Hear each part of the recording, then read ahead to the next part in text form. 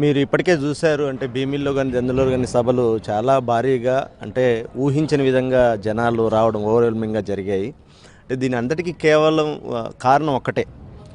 చరిత్రలో ఎన్నడూ లేని విధంగా పేదల కోసం ఒక రాజకీయ నాయకుడు అంటే రాజకీయాలని పక్కన పెట్టి ఒకసారి ముఖ్యమంత్రి సీట్లో కూర్చున్న తర్వాత ప్రజలందరూ ఒకటే, ప్రజలందరి కోసం మనం పనిచేయాలి, మనకు అధికారం ఇచ్చింది అధికార దర్పం చూపించడానికి కాదు, సేవ చేయడానికి అనే ఒక నమ్మి ఆ సిద్ధాంతంతోనే ఈరోజు కులాలు, మతాలు, పార్టీలు, రాజకీయాలు, వర్గాలు అన్నీ పక్కన పెట్టి పేదవాడు అనేవాడు ప్రతి ఒక్కడికి సాయం చేయాలా, సంక్షేమ పథకాలు అందించాలని ఒకవైపు చేస్తూ మరోవైపు అభివృద్ధి కార్యక్రమాలు ఈరోజు మీరు ఏ పల్లెకి పోయినా సచివాలయం కావచ్చు, ఆర్బీకే కావచ్చు, హెల్త్ క్లినిక్ కావచ్చు, అట్లాగే ఇంకోవైపు గొప్ప సంస్కరణలు విద్యా వ్యవస్థలో కావచ్చు, అట్లాగే హెల్త్ విషయంలో కావచ్చు, చరిత్రలో ఎన్నడూ లేని సంస్కరణలు ఈరోజు కేవలం ఈ 5 సంవత్సరాల్లో జగన్మోహన్ రెడ్డి గారు చేశారు కాబట్టి ఈరోజు ప్రజలందరూ కూడా మళ్ళీ ఆయన్ని ముఖ్యమంత్రిని చేసుకోవాలనే ఉత్సాహంతో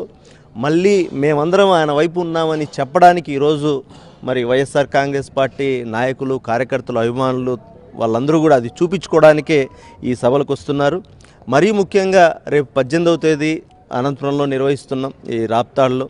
అంటే ఇది రాయలసీమకు సంబంధించి ఒక పెద్ద మీటింగు. చరిత్రలో లేని విధంగా అంటే ఆ 2 సభలకు మించి కూడా డెఫినెట్గా లక్షలాదిగా కనీసం ఒక 10 లక్షల మందితో ఈ సభ జరుగుతుందనేది చాలా స్పష్టంగా అర్థమవుతోంది.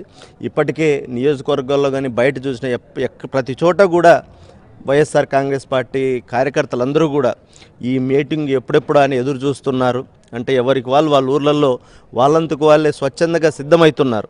ఇట్లా జగనన్న వస్తున్నాడు, మాట్లాడుతున్నాడు, ఆయన స్పీచ్ వినడానికి, ఈ జనాలు చూడడానికి. అంటే వైఎస్ఆర్ కాంగ్రెస్ పార్టీ ఎంత బలంగా ఉందో చూపించాలని ప్రతి ఒక్కరూ ఎదురు చూస్తున్నారు. డెఫినెట్గా ఈ 2 మీటింగ్లే కాదు, మరి చరిత్రలో ఎన్నడూ లేని విధంగా అనంతపురంలో ఒక భారీ మీటింగ్ జరగబోతోందని ఖచ్చితంగా చెప్పగలం.